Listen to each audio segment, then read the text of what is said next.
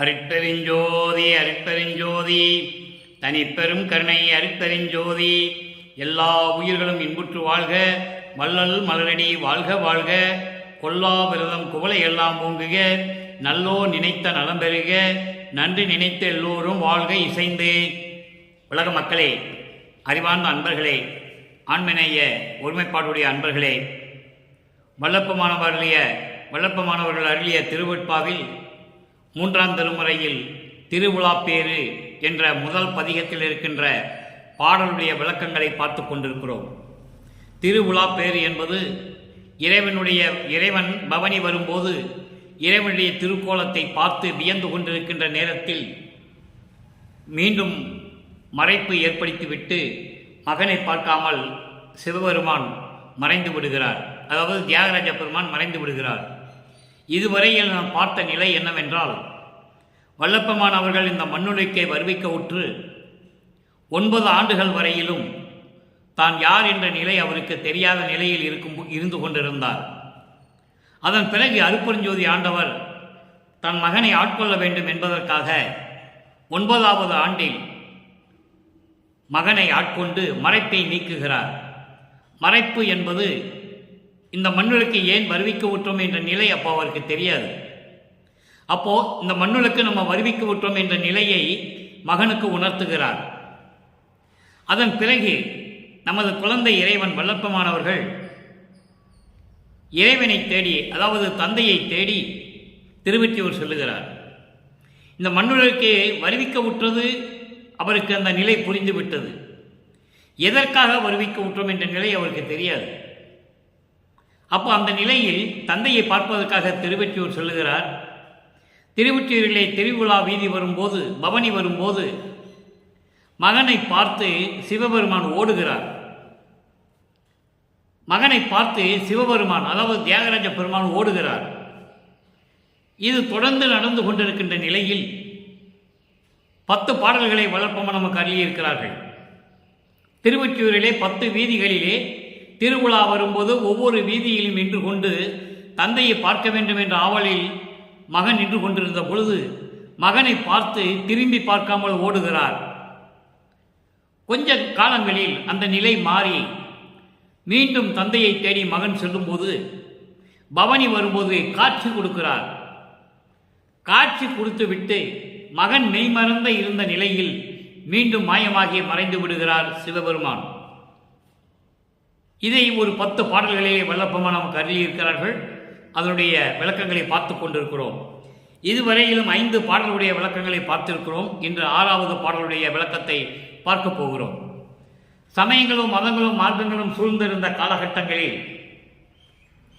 வல்லப்பமானவர்களும் மதங்களையும் சமயங்களையும் வழிபாடு முறைகளையும் பின்பற்றி கொண்டிருந்தார் என்பது உண்மைதான்.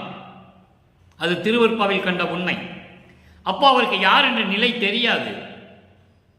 பிரபஞ்சம் தோன்றிய காலத்திலிருந்தே சமயங்களும் மதங்களும் மார்க்கங்களும் உருவாகிவிட்டன. சமயங்களை சமய தலைவர்கள் படைத்தார்கள். மார்க்கங்களையும் மதங்களையும் அந்தந்த தலைவர்கள் படைத்து விட்டார்கள். அதை பின்பற்றி கொண்டு மக்கள் பின்தொடர்ந்து சென்று கொண்டிருந்தார்கள். இந்த மதங்களிலும் சமயங்களிலும் மார்க்கம் உள்ள நெறிகள் மக்களுக்கு பயனற்றவை, தேவையில்லை என்ற நிலை வரும்போது மகனை அருட்பெருஞ்சோதி ஆண்டவர் ஆட்கொண்டு சமரச சுத்த சன்மார்க்கத்தை கொடுக்கிறார். சமரச சுத்த சன்மார்க்கம் என்பது தனி மார்க்கம். எந்த மதங்களையும் மார்க்கங்களையும் சமயங்களையும் சாராத மார்க்கம். இறைவனிடம் நேராக வரக்கூடிய மார்க்கம். இறைவனுடைய அருளை நேராக பெறக்கூடிய மார்க்கம். அதை நீங்கள் நல்லா புரிஞ்சுக்கணும். ஏனென்றால் இதை சொல்லுவது கால கட்டாயம், காலத்தின் கட்டாயம். இது 200 வருட ஆண்டுகள் காலமாகவே வல்லப்பமான வருவிக்க உற்றதிலிருந்தே சமயங்களையும் மதங்களையும் மார்க்கங்களையும் சார்ந்து கொண்டுதான் சமரச சுத்த சன்மார்க்கத்துக்கு வர வேண்டும் என்ற நிலையை உருவாக்கி விட்டார்கள். கீழிருந்து தான் மேலே வரணும், கீழிருந்து தான் மேலே வரணும், வள்ளலாரும் அப்படி தான் வந்தார் அப்படின்லாம் சொல்லிக்கிட்டு இருக்காங்க. அது தவறு. வல்லப்பமானவர்கள், நமது இறைவன் வல்லப்பமானவர்கள் இருந்தார் என்றால் அவருக்கு அந்த நிலை அப்போ தெரியாது. அதனால்தான் மக்களுக்கு சொல்லுகிறார், நான் அப்படியெல்லாம் இருந்தேன், அதில் ஒன்றுமே இல்லை. சமயங்களிலும் மதங்களிலும் மார்க்கங்களில் சொல்லப்பட்ட அத்தனையும் பொய் என்று சொல்லுகிறார். ஞானசரியிலே சொல்லுகிறார், பொறித்த மதம் சமயம் எல்லாம் பொய்யே. அப்போ அதில் இருந்து கொண்டு அதில் ஒன்றுமே இல்லை என்று தெரிந்து கொண்டு மக்களுக்கு சொல்லுகிறார். அப்போ அதை விட்டுவிட வேண்டும். அதுதான் சமரச சுத்த சன்மார்க்கம். சமரச சுத்த சன்மார்க்கத்துக்கு இதெல்லாம் தேவையில்லை. சமயங்களிலும் மதங்களிலும் மார்க்கங்களில் கூறப்பட்ட சங்கற்ப விருப்பங்கள் தேவையில்லை என்ற காரணத்தினால்தான் சமரச சுத்த சன்மார்க்கை தந்தையிடம் பெற்றுக்கொண்டு உலக மக்களுக்கு தெரியப்படுத்துகிறார்கள் நமது இறைவன் வல்லற்பமானவர்கள். தெளிவாக நீங்கள் புரிந்து கொள்ள வேண்டும். அந்த நிலையில் தான் இப்போ நம்ம பார்த்து கொண்டிருக்கிறோம்.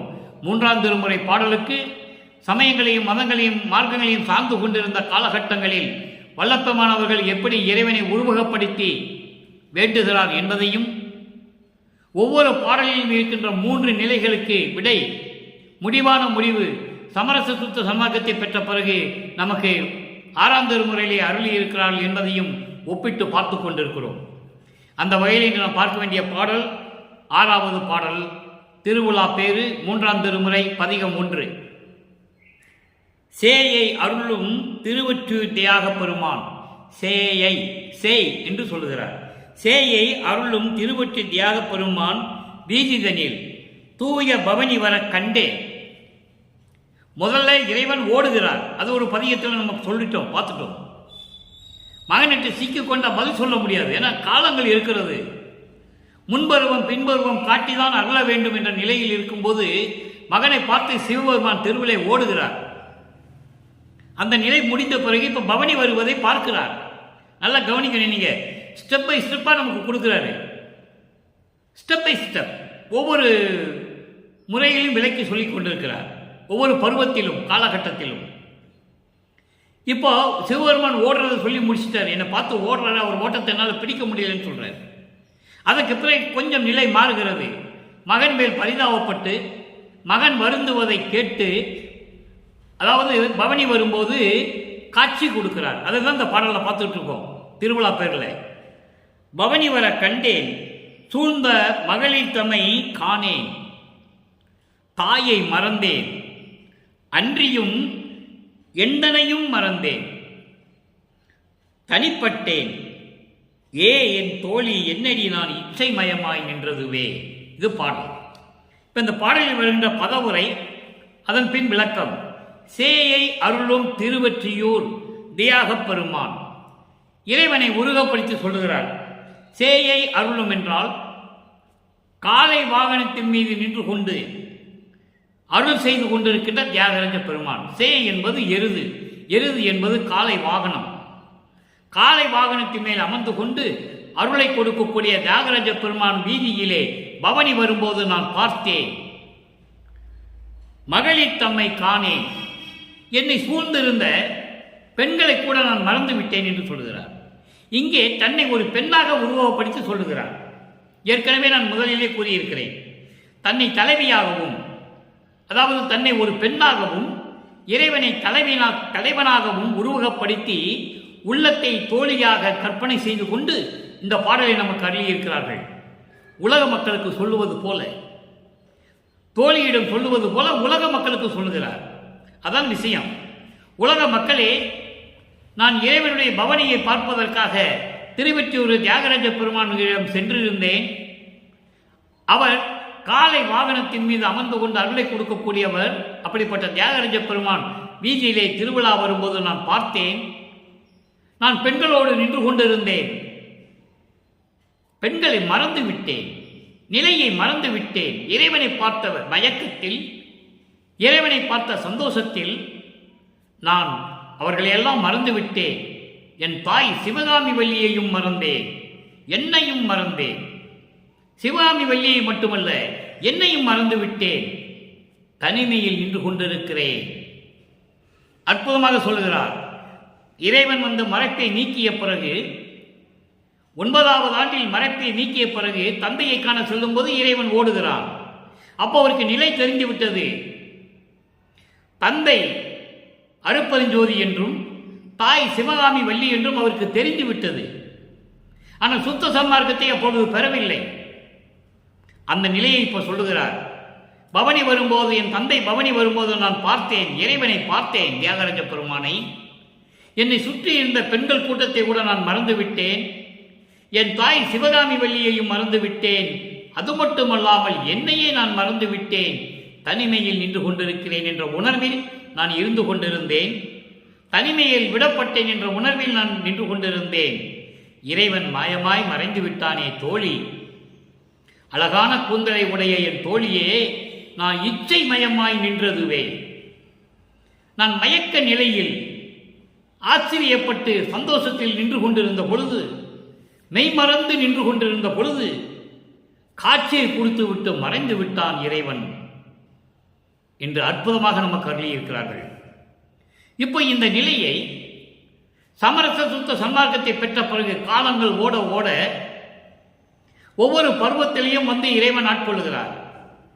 9வது ஆண்டில் மறைப்பை நீக்கி சென்றுவிட்டு 12வது ஆண்டில் ஆட்கொண்டு அண்டங்களுக்கு அழைத்து செல்லுகிறார் மகனை. அதன் பிறகு 16வது ஆண்டில் எப்படி அருளை கொடுத்தார் என்பதையும், 27வது ஆண்டில் எப்படி அருளை கொடுத்து தனக்கோடியை திருமணம் செய்ய வேண்டும் என்று சொன்னார் என்பதையும், வானவர்கள் அந்த வாழ்த்தியதையும், அதன் பிறகு எல்லாவற்றையும் விட்டுவிட்டு மதங்களையும் சமயங்களையும் மார்க்கங்களையும் கொள்கைகளெல்லாம் விட்டுவிட்டு தந்தையிடமிருந்து சமரச சுத்த சன்மார்க்கத்தை பெற்றுக்கொண்டு வடலூர் வருகின்ற வரைக்கும் எப்படியெல்லாம் அருளை கொடுத்தார் என்பதையும் ஒவ்வொரு பகுதியாக நாம் பார்த்து கொண்டிருக்கிறோம். நன்றாக புரிஞ்சுக்கணும். நீங்கள் 200 ஆண்டுகளாக வல்லற்பெருமானை கூறிய செய்திகள் அத்தனையுமே புறம்பானவை, உண்மைக்கு புறம்பானவை, திருவெட்பாவில் கண்ட உண்மைக்கு புறம்பானவை. பொதுவாக பேசினார்கள், இல்லை என்று சொல்ல முடியாது. வல்லப்பெருமான் சென்னையமேற்கு ராமையா பிள்ளைக்கு மகனாக பிறந்தார். சின்னக்காமனம் சென்றார்கள். அங்கே இருந்தப்புறம் சென்னைக்கு சென்றார்கள். கந்தக்கோட்டத்திலே முருகனை பற்றி பாடினார். அதன் பிறகு பள்ளியிலே சேர்த்தார்கள். படிக்க முடியவில்லை என்று வந்துவிட்டார். இப்படியெல்லாம் சொன்னார்கள், உண்மைதான். ஆனால் வல்லற்பெருமான் யார் என்ற நிலையை இதுவரையும் யாரும் மக்களிடம் கூறவே இல்லை. மகனை பார்த்து சிவபெருமான் தெருவிலே ஓடுகிறான் என்று சொல்ல வேண்டும்.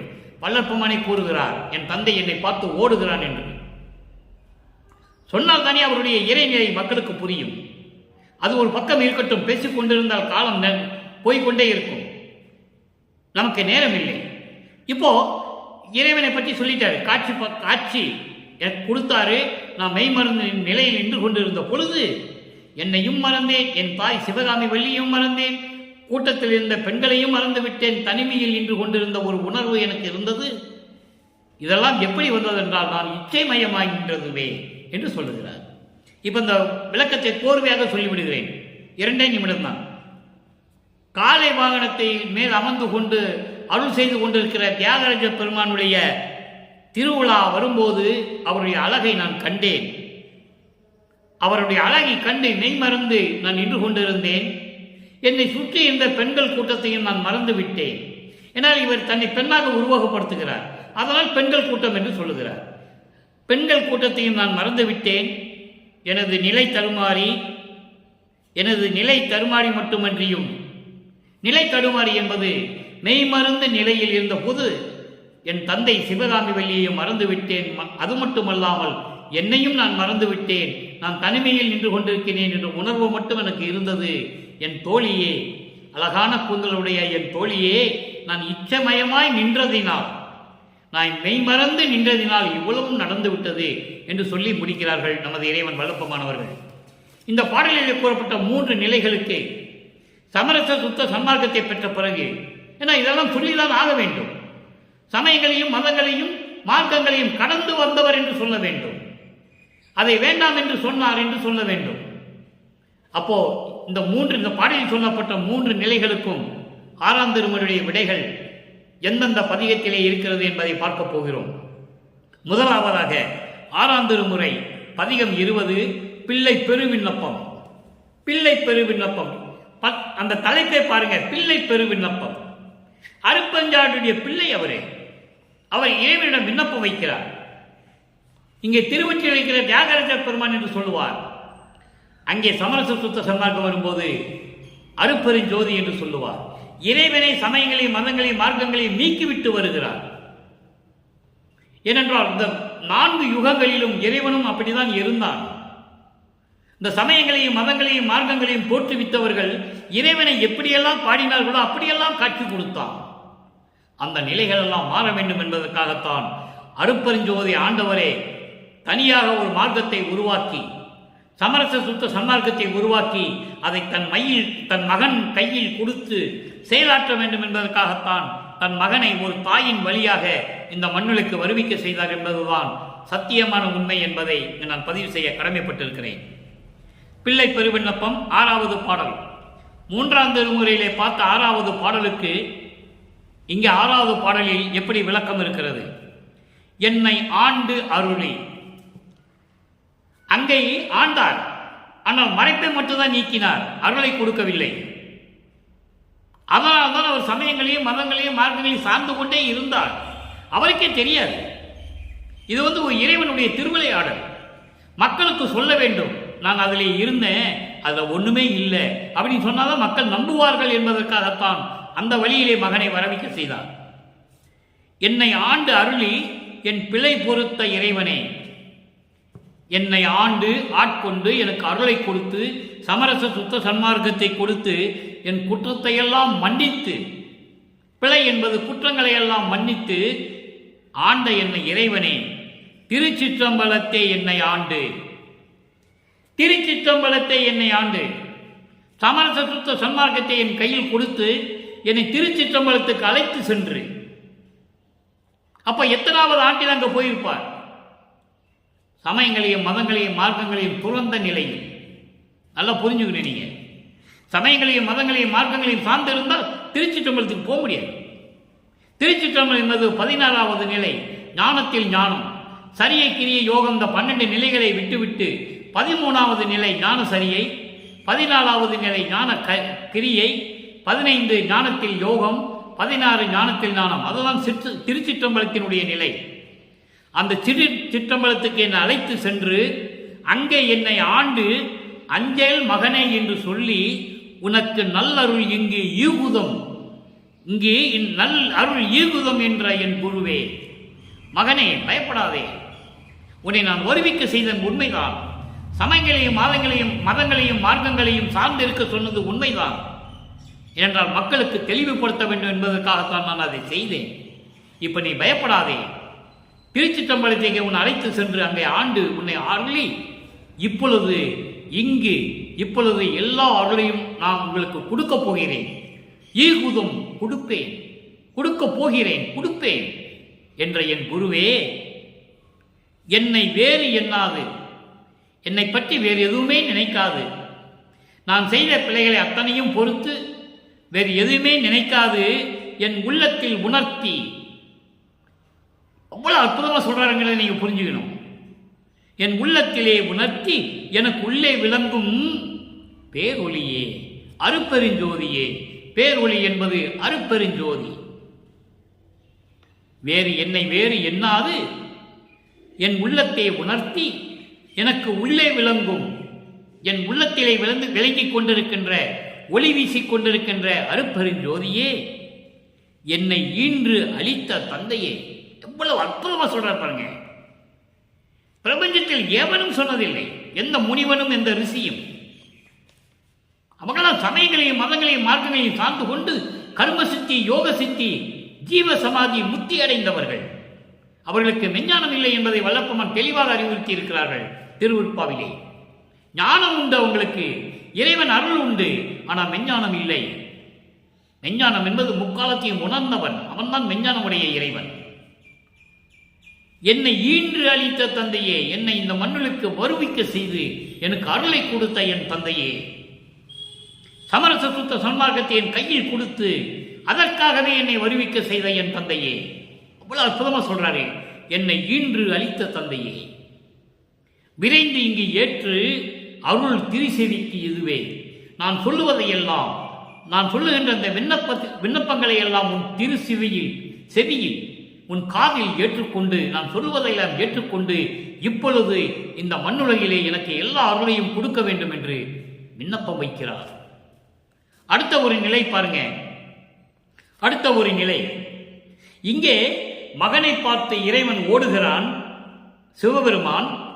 அப்புறம் மகனை பார்த்து காட்சி கொடுத்து விட்டு ஓடி விடுகிறார், சிவபெருமான் ஓடி விடுகிறார். இந்த நிலை மாறி மகனிடம் எப்படி அருகே வந்து அணைத்து கொஞ்சி குலாவுகிறார், மகனை எடுத்து எப்படி கொஞ்சுகிறார் என்பதை நீங்கள் பார்க்க வேண்டும். அப்படிப்பட்ட நிலையில் இருக்கின்றவர் வளர்ப்பமானவர்கள் சாதாரணவர் அல்ல. சோறு போடும் சொல்றது மட்டும் வந்தவர் அல்ல. நல்லா கவனிச்சுக்கணும். நீங்க அவருடைய இறைநிலையை மறைத்து விட்டார்கள் என்பதுதான் சத்தியமான உண்மை. இப்ப மகனை எப்படி கொஞ்சினார் பாருங்க. உடுத்த துகில் அவிழ்த்து விரித்து ஒரு தரையில் தனித்தே உண்ணாதும்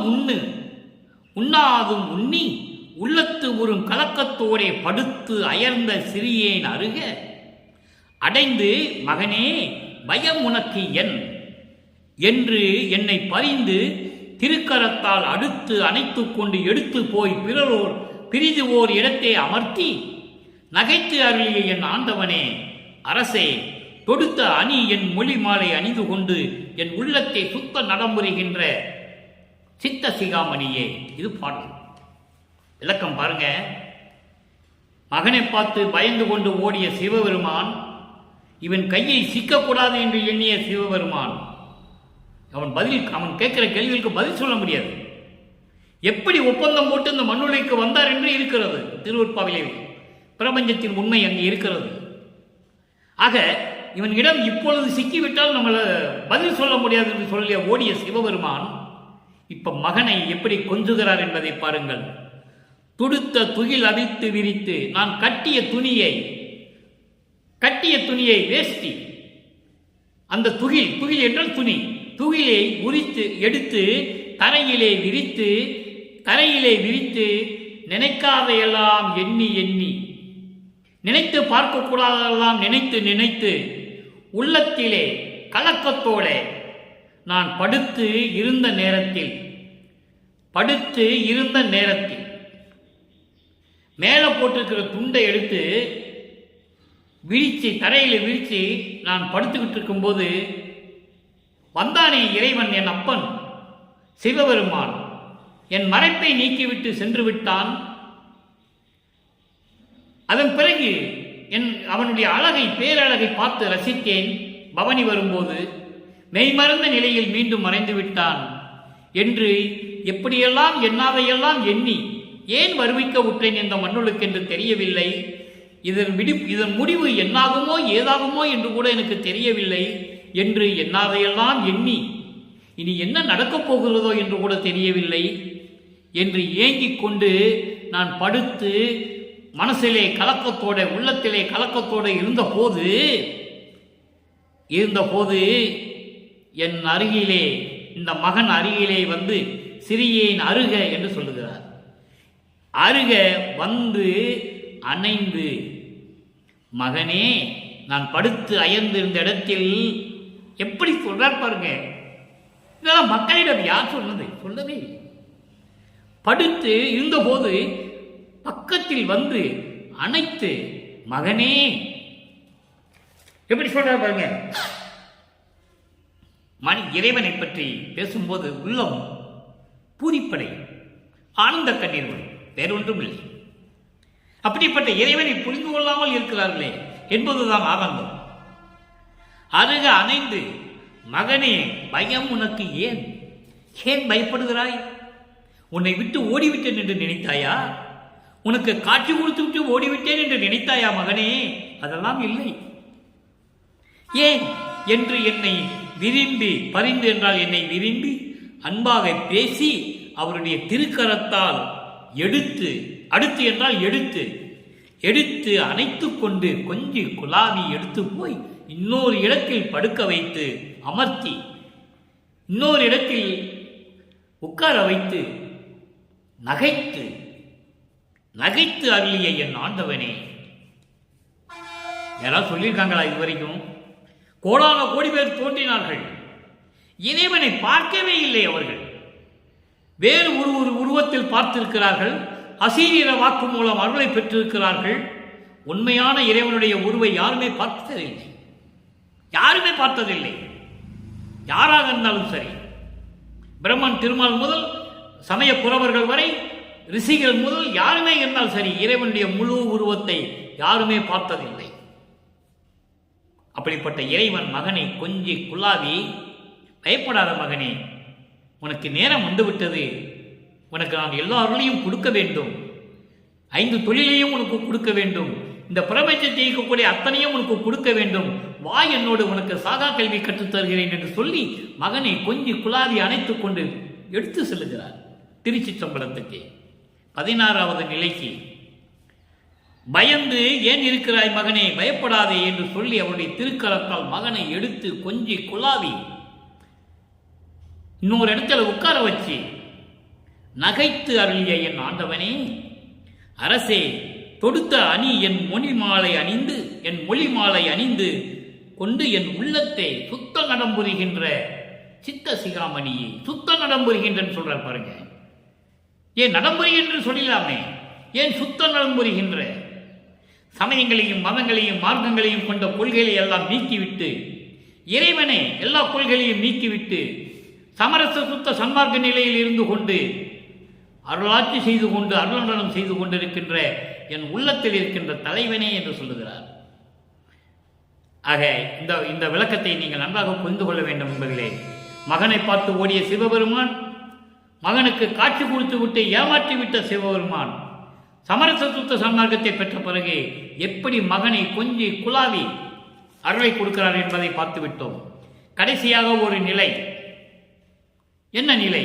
இச்சமயமாய் நின்ற போதுதான் அதாவது நான் மயக்க நிலையில் மெய் மறந்த நிலையில் இருக்கும்போது தானே ஓடிட்டான். அதுக்கு இங்கே விளக்கம் தர பாருங்க, எப்படி இறைவனை பிடித்து விட்டார் என்று. பொது நடம் 52வது பதிகம் பொது நடம். பொது நடம் என்பது அருள் நடனம். அருள் நடனம் என்பது இறைவனுடைய அருள் வல்லவத்தை சொல்லுவது, இறைவனுடைய நிலையை சொல்லுவது.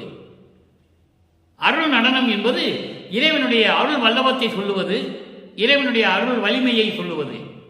அங்கே 16வது பாடல் சத்திய பதியே.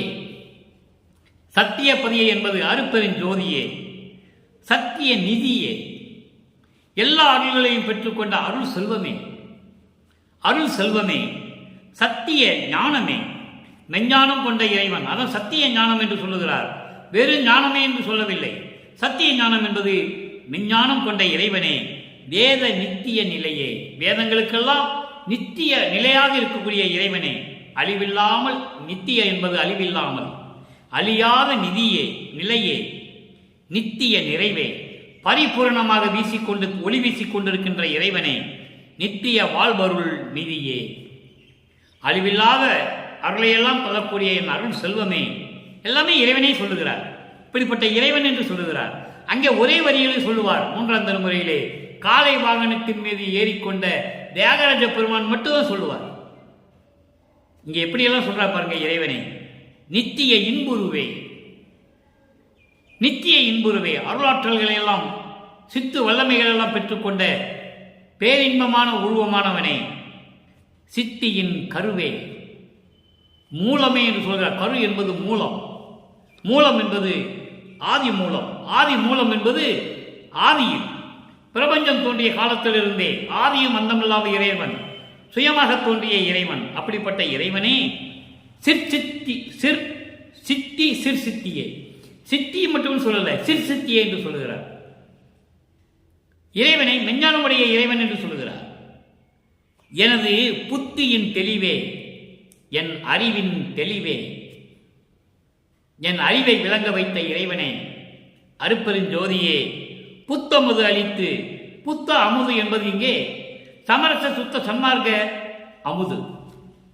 சமரச சுத்த சன்மார்க்க அமுது என்பது சமரச சுத்த சன்மார்க்க சத்திய நெறிகளை எனக்கு அறிவித்து அதை அருளிய இறைவனே, பொது நடம் புரிகின்ற பொருளே, பொது நடம் புரிகின்ற பொருளே, சத்திய ஞான சபையிலே அருணடனம் செய்து கொண்டு அருளாட்சி புரிந்து கொண்டிருக்கின்ற அருட்பெருஞ்சோதியே.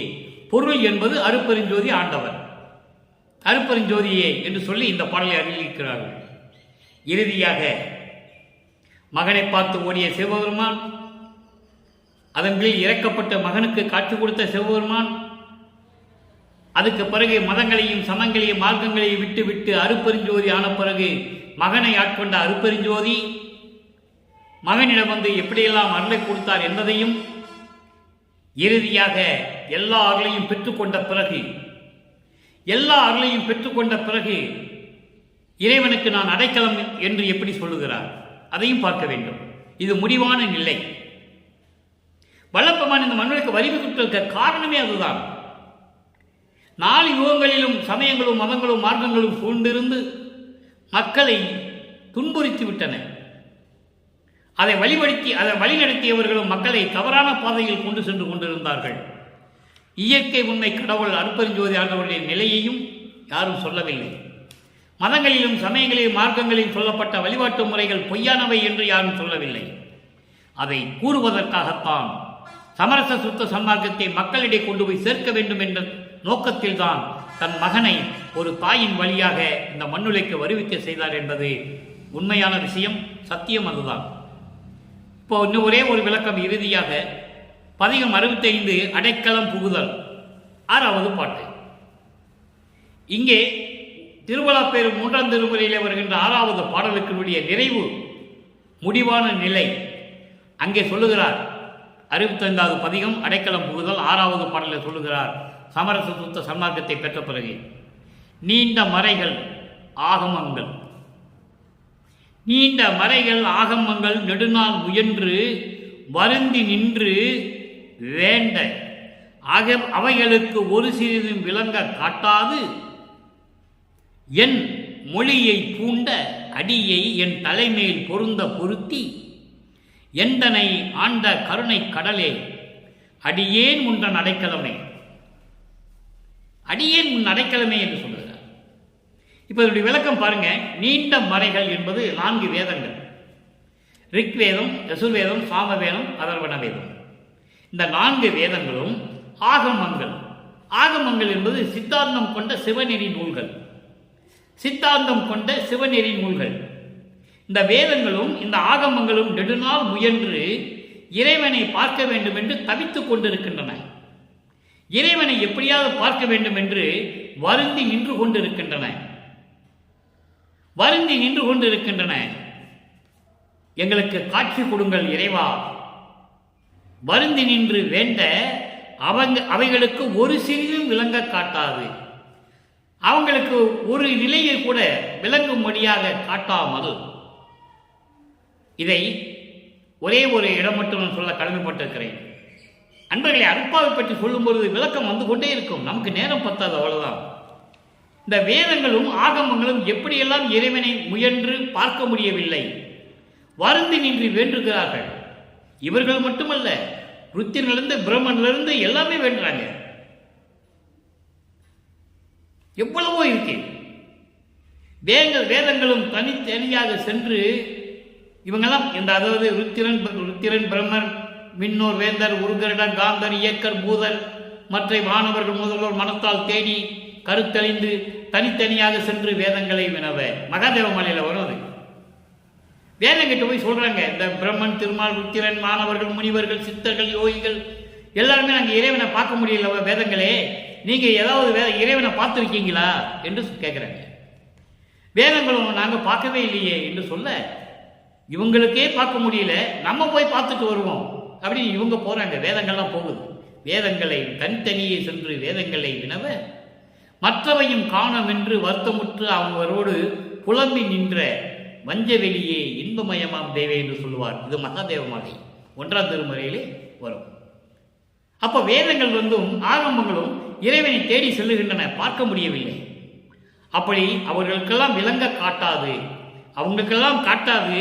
என் மொழியை பூண்ட, நான் சொல்லுவதை ஏற்றுக்கொண்டு, பூண்ட என்பது ஏற்றுக்கொண்டு, நான் சொல்லுவதை ஏற்றுக்கொண்டு உனது திருவடியை என் தலைமையில் வைத்து எனக்கு ஆசீர்வாதம் செய்து எனக்கு வரத்தை கொடுத்த என் கருணை கடலே, என்னை ஆண்ட கருணை கடலே. அப்படி திருவடி யாருக்கு கிடைச்சிருக்கு பாருங்க, மகனுக்கு தான். பிரம்மர் உரித்தல் நாரணர் இவங்கெல்லாம் தேடுறாங்க இறைவனை. அறந்திருமையில சொல்றாரு, பன்னால் தவம் இருந்து தேடியும் இறைவனை பார்க்க முடியல என்று. மாதவம் பன்னாட் புரிந்து மணிமான நடுவே தேனிருக்கும் மலரின் மேல் பலிக்கரையினுடைய திருவடி சேர்த்து அருளுகையில் செப்பி வருந்திடவும். எப்படி சொல்றார் பாருங்க, பிரம்மனும் திருமாலும் வித்திரன் வானவர்கள் என்ன பண்றாங்களா, இறைவா உன்னை பார்க்க முடியல, உங்க திருவடியாவது கொண்டு வந்து இந்த மலர் அணை மேல் ஒரு ஒரு ஒரு இருக்கையை ரெடி செய்து தயார் செய்து வச்சிருக்காங்க. எங்க பளிங்கு அறையில இதில் கொண்டு வந்து திருவடி வைங்க, உங்க திருவடியாவது கும்பிட்டு சொல்றாங்க. அப்பவும் கிடைக்கல. அப்படிப்பட்ட இறைவன் என் ஊன் இருக்கும் உள்ளம் இருக்கும் குடிசையிலும் குலவி நுழைந்தனே என்று சொல்லுவார் ஒரு பாடலிலே. அதுதான் இங்க சொல்லுவார். வேதங்களும் ஆகமங்களும் விரும்பி நின்று பார்க்க முடியாத இறைவன் அவங்களுக்கெல்லாம் காட்டாமல் நான் சொல்லுவதை ஏற்றுக்கொண்டு உன்னுடைய திருவடியை என் தலைமையில் பொருத்தி பொருத்தின்னு கூட சொல்லல பாருங்க, பொருத்தி என் திருவடியிலே வைத்து என் தன்னை ஆண்ட அருட்கடலே கருணைக்கடலே அடியேன் உண்டன் அடைக்கலமே என்று சொல்கிறார். எனவே இறைவன் எப்படியெல்லாம் மகனை ஆட்கொண்டார் என்பதை தெளிவாக பார்த்து விட்டோம். சிறு பருவத்திலே தாம் யார் என்ற நிலையில் இருந்து கொண்டிருந்த நிலையில், சமயங்களும் மதங்களும் மார்க்கங்களும் சூழ்ந்திருந்த காலகட்டங்களில், தான் யார் என்று தெரியாத நிலையில் இறைவன் வந்து ஆட்கொண்டு மறைப்பை நீக்குகிறார். அதன் பிறகு மகனை பார்த்து இறைவன் ஓடுகிறான், சிவபெருமான் ஓடுகிறான். அது சமயங்களையும் மதங்களையும் மார்க்கங்களையும் சார்ந்த நிலையில் சொல்லுகிறார். அதன் பிறகு காட்சி கொடுத்து மாயமாய் மறந்து விடுகிறார். அப்போ மகனை ஆட்கொண்டது சமயங்களையும் மதங்களையும் மார்க்கங்களையும் நீக்கிவிட்டு மகனை ஆட்கொண்டு சமரச சுத்த சன்மார்க்கத்தை கொடுத்து எப்படியெல்லாம் இறைநிலையில் தன் மகனை வைத்துக் கொண்டார் என்பதை நாம் பார்த்துக்கிறோம். எனவே அன்பர்களே, இப்போ இன்று பாடலுடைய பொருள் உங்களுக்கு விளங்கி இருக்கும் என்று நான் கருதி கொண்டு விடைபெறலாம் என்று கருதுகிறேன். நீங்களும் அப்படிப்பட்ட இறைவனை மகாமந்திரத்தை சொல்லி அருட்பெருஞ்சோதி அருட்பெருஞ்சோதி தனிப்பெருங்கருணை அருட்பெருஞ்சோதி என்ற மகாமந்திரத்தை சொல்லி மண் அகல் விளக்கிலே தீபமேற்றி அதன் முன்னால் அமர்ந்து கொண்டு ஞான சரியை படிக்க வேண்டும். நீங்கள் திருவட்பாவை 1ஆம் திருமுறையிலிருந்து 6ஆம் திருமுறை எது வேணாலும் படிக்கலாம். ஆனால் ஞான சரியை கண்டிப்பாக படிக்க வேண்டும். இறைவன் கடைசி காலகட்டங்களில், அதாவது சித்தி வளாகத்தில் இருந்த அறையில் இருந்து அந்த அகல் விளக்கை வெளியே எடுத்து வைத்து, சில காலம் நான் உங்கள் கண்களில் தென்பட மாட்டேன், அப்பவும் அவர் உண்மையை சொல்லலை. ஏன்னா அது ஒரு காலத்தின் கட்டாயம். இறைவனே வந்து ஆட்கொண்ட பிறகுதான் இதெல்லாம் தெரிவிக்கிறார். இறைவன் இதில் இருக்கிறார் என்று நினைத்து கொண்டு வணங்கி ஆராதனை செய்யுங்கள் என்று சொல்லுகிறார். ஆக ஞானசரியை கண்டிப்பாக படிக்க வேண்டும். அதுதான் சமயங்களையும் மதங்களையும் மார்க்கங்களையும் கடந்த நிலை. பொறித்த மதம் சமயமும் எல்லாம் பொய்யே என்று சொல்லுவாருங்க. உடைந்த சமயக்குழி நின்று எழுந்து உணர்மின் அழியா ஒரு திருநெறியம் சன்மார்க்க திருநெறி பெற்று வந்தே. அற்புதமாக சொல்லுவார் இறைவன் அவர்கள். எனவே அப்படிப்பட்ட வளர்ப்பமானையும் அருட்பெருஞ்சோதி ஆண்டவரையும் இந்த சமயங்களும் மதங்களும் மார்க்கங்களும் சாராத நிலையில் வணங்கி எந்த சங்கற்ப விகற்பங்களிலும் ஈடுபடாது தெளிவாக சொல்றார் வளர்ப்பமானவர்கள். இறைவனுடைய அருளை பெற்றுக்கொண்டு இந்த வையகத்திலே நீங்களும் உங்கள் மனைவியும் பிள்ளைகளும் உறவினர்களும் நோயற்ற வாழ்வில் வாழ்வாங்க வாழ வேண்டும் என்று வாழ்த்தி இறைவனுடைய தயவோடையும் கருணையோடையும் விரைபெறுகிறேன். இந்த வள்ளலார் ஊழியன். மீண்டும் நாளை சந்திப்போம். நன்றி, வணக்கம். அருட்பெருஞ்சோதி அருட்பெருஞ்சோதி தனிப்பெரும் கருணை அருட்பெருஞ்சோதி.